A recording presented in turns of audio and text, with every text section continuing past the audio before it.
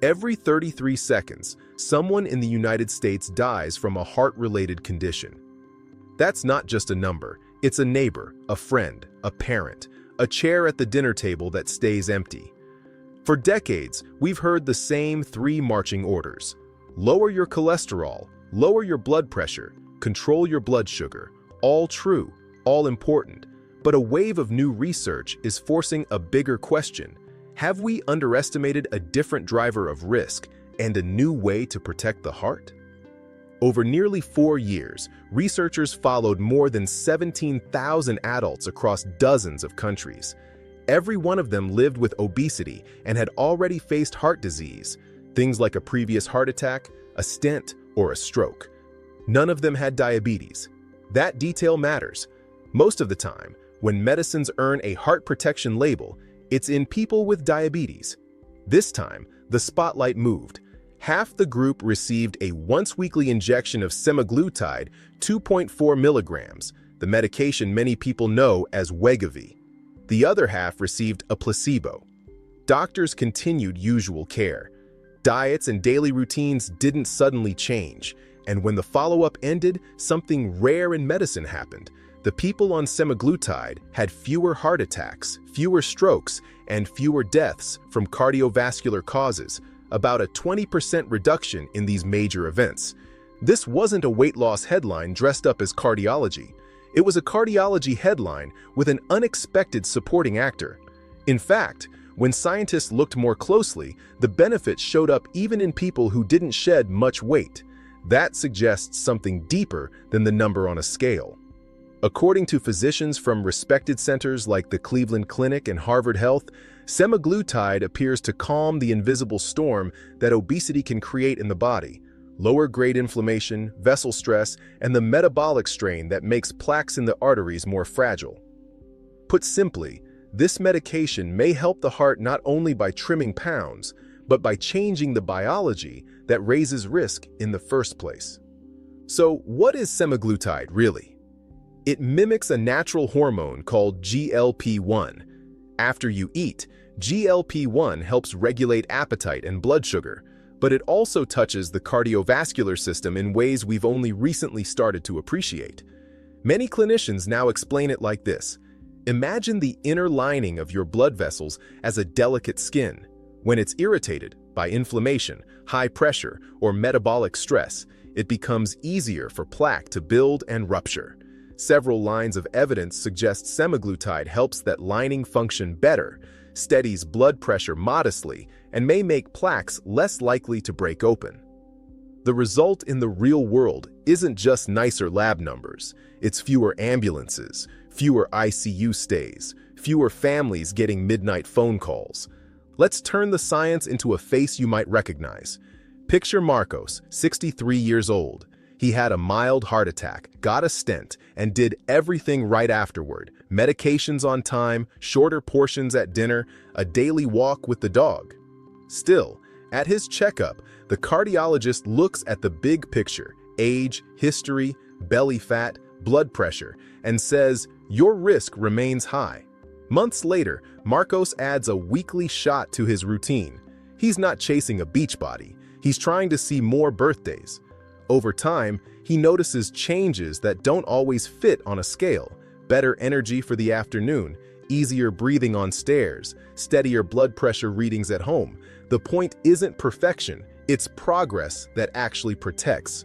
Or take Helena, 59, who watched her father die of a stroke at 62.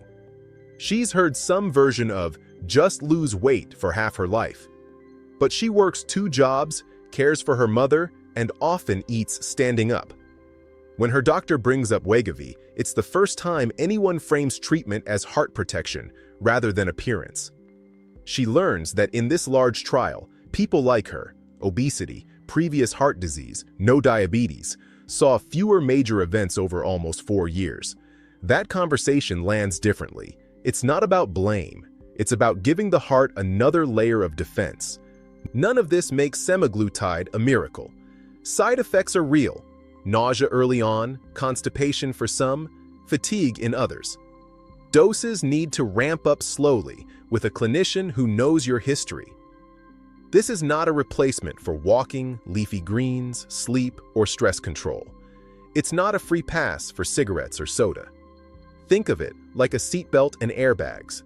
Lifestyle is the seatbelt you click every day.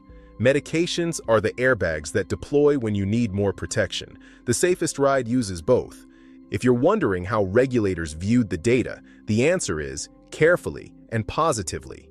According to the U.S. Food and Drug Administration, the evidence from this lengthy, carefully controlled study was strong enough to approve Wegovy for reducing the risk of cardiovascular death, heart attack, and stroke in adults with obesity and established heart disease, even without diabetes. That decision matters for another reason. It tells doctors, health systems, and insurers that obesity should be treated as the medical condition it is, not a character flaw to be scolded away. And yet, real-world questions remain. Will insurance cover it? Sometimes, especially under the new heart protection indication, but access varies. Will you need it long-term? Many people will, much like they remain on cholesterol or blood pressure medications. Does everyone with a larger body need it? Medicine is personal. The right choice depends on your history, your risks, your values, and your goals. There's a human side to all of this that can't be captured by charts. Obesity changes how people are treated, at work, at home, and yes, in clinics. Too often, appointments shrink to lectures. People stop seeking care because shame speaks louder than science. One of the quiet gifts of this new evidence is permission. Permission for doctors to talk about obesity as biology that can be treated, and permission for patients to ask for help without apology. When heart protection enters the conversation, hope does too. If you're hearing yourself in these stories, here's a simple way to start a useful adult conversation with your clinician. For the next 7 days, measure your blood pressure at home every morning and jot it down. Step on the scale once, just to have a baseline, and measure your waist where your belly button sits. Note your current medications and any heart history, stents, procedures, hospitalizations. Then take that record to your appointment and say, given my history and my numbers, would a GLP-1 medication like semaglutide make sense for heart protection? That specific, respectful question invites a thoughtful answer.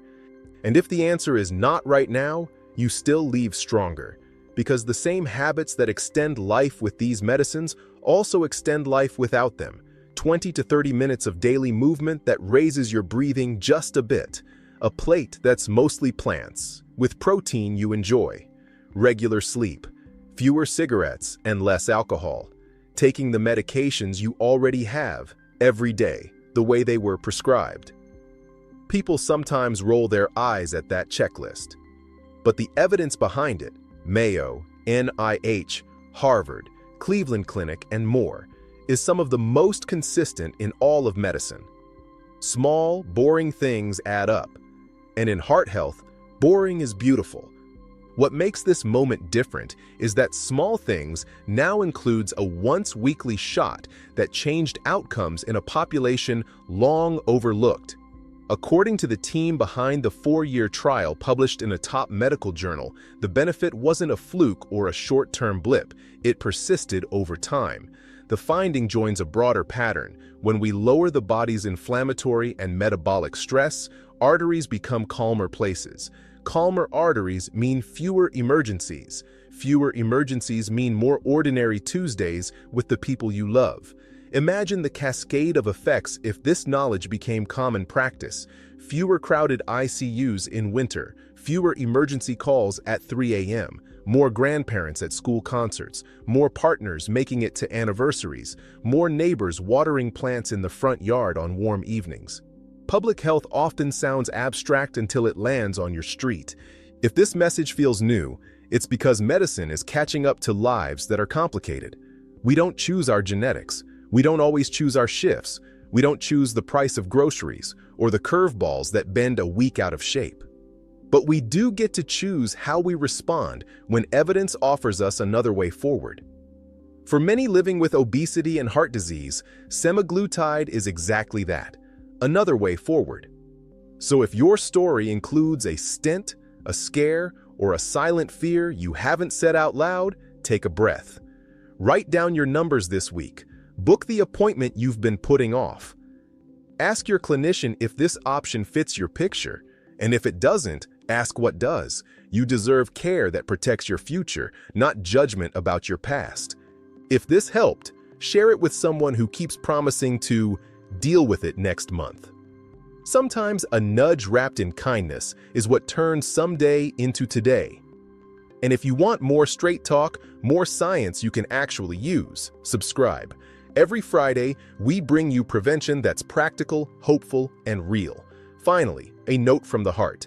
This is educational, not medical advice. Only your clinician can tell you what's right for you. But the science is strong, and the choice to learn is always yours.